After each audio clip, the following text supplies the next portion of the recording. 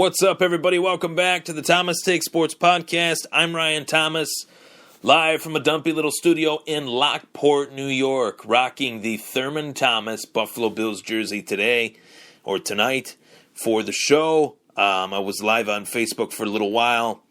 Did not really get to interact with it as much people as I would have liked to have, but I think it's because of the time. Tonight's broadcast is a little late, but you guys can listen to it at any time.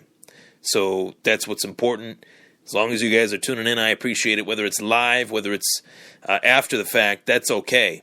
And today is April 20th, 2017, a day that will live in infamy for the Buffalo Sabres as Tim Murray and Dan Bilesma were given the walking papers, given the boot, so to speak, by Terry Pegula.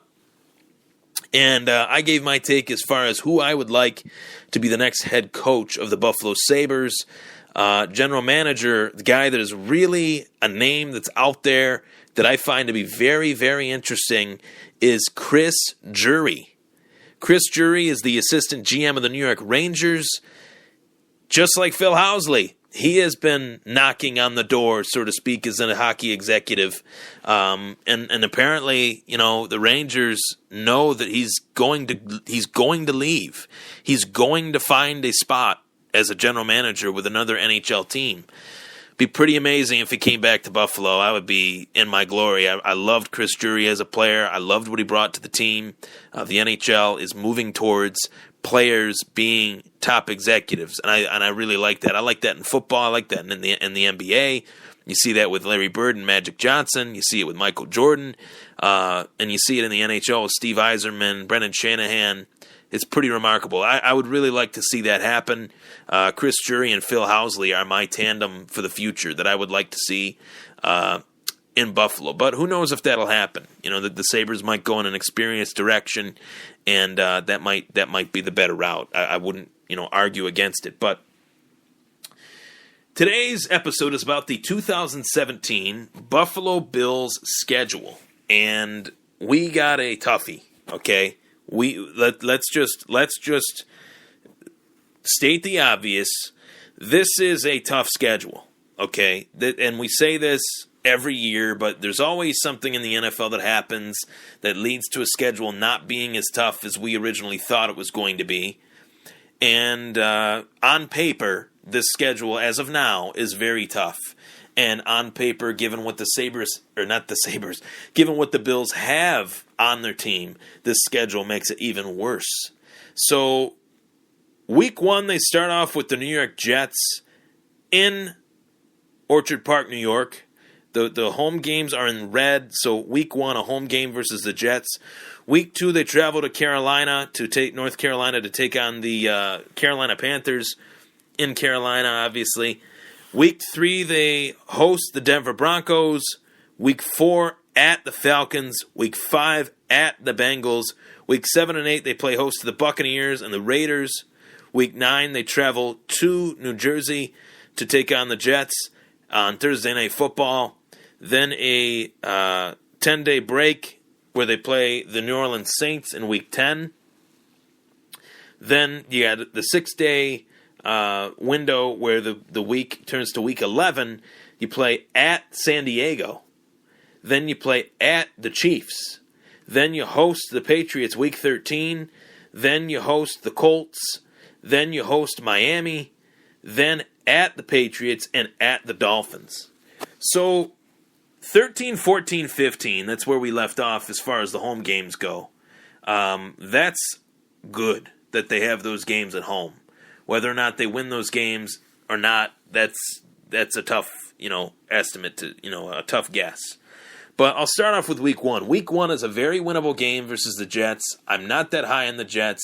I'm not that high on who they signed as their quarterback, Josh McCown, to a one-year deal. McCown at one point played in the UFL, so we'll stop there. He's played for probably as many teams as anybody. So I'm not really willing to say that he's the answer for the New York Jets, and I don't think anyone else should be either. You got the Carolina Panthers. That's a tough one.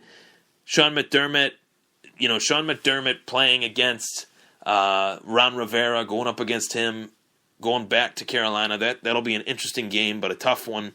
Then you got the Denver Broncos, who their starter is. It appears that it's going to be Trevor Siemian again. They got the weapons that they have. They have the defense that they have. The fact that game is home is huge for Buffalo. It makes it more winnable than usual, but I'm going to go against that. I think that game is a winnable game. The Denver one is more winnable than it would be, obviously, if they had to go to Denver. But I think given the fact that Denver is not as potent on offense as they were when they had Peyton Manning. If Peyton Manning was still throwing for the Broncos, it would be a different story. But the Atlanta Falcons, that is a tough game in Atlanta, in Cincy. Those are two real tough games. Two teams that are either playoff teams one year or bottom feeders the next year. Then you got the Bucs. They're on the rise, hosting the Bucs. You got the Raiders. So if I were to give my breakdown of this schedule, I would say that they can beat the Jets. I would say they would lose to Carolina. I would say that they can beat the Broncos, lose to Atlanta, lose to Cincinnati in a very close game. That would make them 2-3. I have them losing to Tampa Bay, losing to the Raiders, losing to the Jets away. That'd make them 2-6. Beating the Saints, that'd make them 3-6. Beating the Chargers, that'd make them 4-6. Losing to the Chiefs, that would make them 4-7. Losing to the Patriots, that would make them 4-8. Beating the Colts, that would make them 5-8. Beating the Dolphins, that would make them 6-8. Losing to the Patriots, that would make them 6-9. And beating the Dolphins, that would make them 7-9. So once again, worst case scenario, the Bills will finish the season 7-9. Now this is before the draft, so given who they draft, given what moves Doug Whaley may or may not make, could impact my first prediction for the 2017 regular season for the Buffalo Bills. I think they could go 7-9 with this schedule. I like the Denver matchup at home, and it's not me being confident in that prediction, but the fact that Denver matchup is at home bodes better for them in comparison to it being away. So we'll just go with that one being the sort of not tiebreaker, but in a way the game that kind of puts them closer to 500 that you didn't expect them to win this next season. I like the fact that the majority of the games are at 1 o'clock. I'm more of a 1 o'clock fan. I like the fact that we do have that primetime one on Thursday night versus the Jets. It sucks that it's not at home, but we'll take what we can get. Sean McDermott has to put his stamp on this team. I've preached that time and time again, and Doug Whaley has to give him the opportunity to be a guy that can come in here and put his stamp on this team. He's the head coach now. Doug Whaley has had his chances at making sure that this team gets to where it needs to be, and he has failed. And even though Doug Whaley is still here, let the guy that you just hired, the younger coach that you just hired, who's got over 20 years of NFL coaching experience in this league, let him have his shining moment where McDermott has been underneath Andy Reid. He's paid his dues as a NFL, assistant under Ron Rivera and Andy Reid. So I'm ready to see what this guy can do. That is what I'm most interested in heading into the 2017 season. It's not even Tyrod Taylor. It's not Sammy Watkins. It's not LaShawn McCoy. It's not their defense. I want to know, what can Sean McDermott bring to the table in an NFL game. I'm very interested to see what he brings to the table. I think that was the right hire for the Bills. I think that he has carried himself very well, with the one exception of the smoke screen thing that I talked about on the last episode of the podcast, the Thomas Take. And, again, if you guys want to find me, You can subscribe to me on YouTube at the YouTube channel, the Thomas Take Sports Podcast. That has every single Thomas Take that there's ever been since the podcast started a year ago in January of 2016. You can date back and check back and see how right or wrong I really was. I always find that to be interesting. I do that a lot every once in a while. I look back even a couple months ago and I check it out. It's pretty entertaining, but with the guests that I've had on and everything, and I look to have many more on. It's just it's tough, finding the timing to do this, and my schedule is kind of wacky, but definitely looking to add more people to the show as guests and making things pretty interesting. So if you want to like me on Facebook as well, Thomas Take Sports Podcast. But back to the subject matter, the Buffalo Bills. Very excited to see what Sean McDermott can do. I think it would be a miracle for the Bills to go 7-9 with this schedule. There were some games that I talked about that I went over that are very, very tough to predict the Bills a win. A win versus the Saints, a win at San Diego, that's tough. I don't know if that will actually happen. And that could dictate the difference between 7-9 and 5-11 for the Bills. So, given that that's the case, with those two matchups, obviously the Colts is a tough one. Going up against Andrew Luck, think of the quarterbacks that this defense has to be prepared to play. Cam Newton, Matt Ryan, Andy Dalton, Jameis Winston, Derek Carr, Drew Brees, Phillip Rivers, Alex Smith, Tom Brady, obviously. Andrew Luck, if I didn't say it already, and obviously Ryan Tannehill. So there's some interesting quarterbacks in there. And Trevor Siemian is no slouch either. I made that clear when there was talk that Buffalo might be in trade talks for him. Rick Dennison knows what Trevor Siemian can do. So, maybe that's an advantage, the fact that we're going up against Carolina. We know what they can do. McDermott's gone up against them on several occasions in the practice room. And Dennison coached the Denver offense.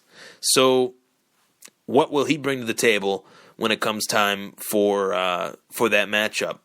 Only time will tell, but I am really, really amped up for the draft next week. I'm having my draft party with my buddies.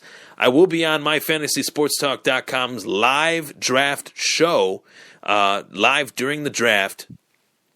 Very excited to bring my experience to the table of studying these prospects, giving my take on these prospects as they get picked.